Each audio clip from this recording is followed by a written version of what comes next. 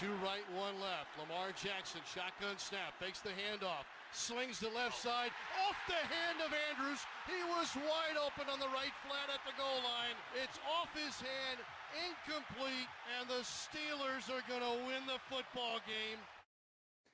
All right, that finished the best moment of this NFL weekend, and it sets up this, a division, one of two, where every team is 500 or better.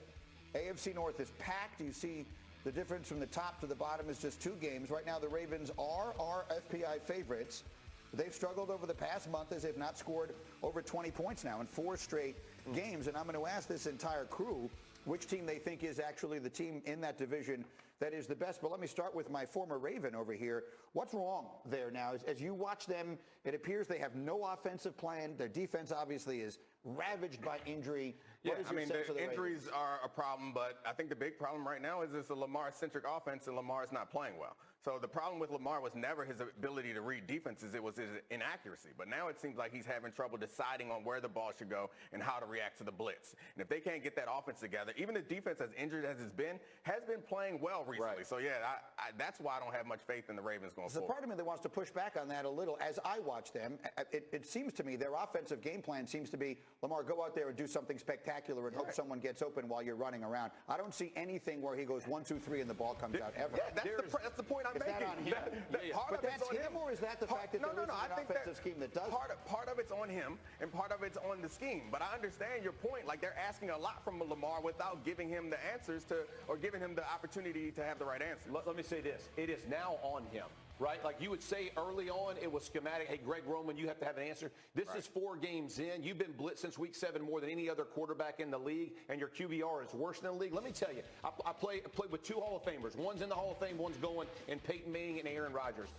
We spoke about blitz pickup every week ad nauseum. They wanted to know, hey, are we going to pick it up and try to block it? Are we going to throw hot? Are we going to roll out away from it? What's our plan? And you have to take ownership of it if you're the quarterback. Greg Roman ain't out on the field on Sundays. He's not out there taking shots. And the plan can't be scramble around and buy time and throw the ball deep. There has to be bang plays made from the quarterback position. And I do put this on Lamar Jackson because it is at some point your responsibility. I don't care what everybody else says. I remember Peyton Manning would have fights with coaches. They'd be like, oh, don't chase ghosts. And he would look at him and go, I'm not chasing ghosts. I'm out there. It's my job to make sure I protect myself. That's where Lamar needs to be. The best conversations are always the ones that we didn't plan. So let's just live in this a minute. Marcus, let me come to you.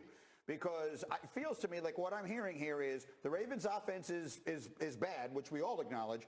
And I feel like I'm hearing here it's kind of Lamar's fault. And my perception of it is they're asking him to do the impossible. Who's right? Foxy's right. Hey, let's simplify this. Let's simplify this, bro. Let's simplify this. Yeah. You got to stop throwing damn interceptions. That's what it boiled down to.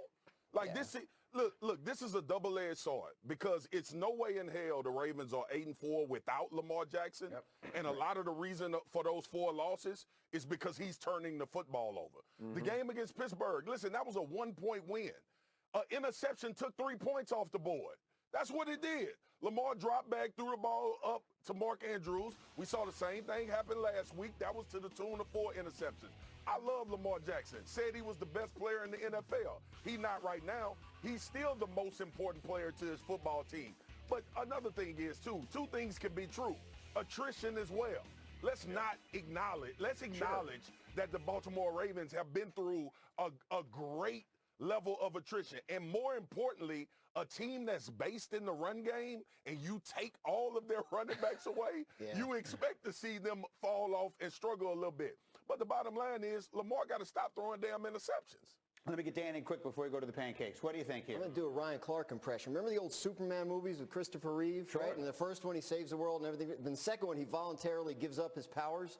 And now that everybody's looking around like, where's Superman? I think we're in the middle of Superman 2 right now with Lamar Jackson. And maybe he's going to come back at the end and save the day again. But right now, he's just kind of rolling around there with Lois Lane at Niagara Falls. He's hanging out. And just, hey, you guys are on your own. I did what I could. After all of that, I still won't count him out.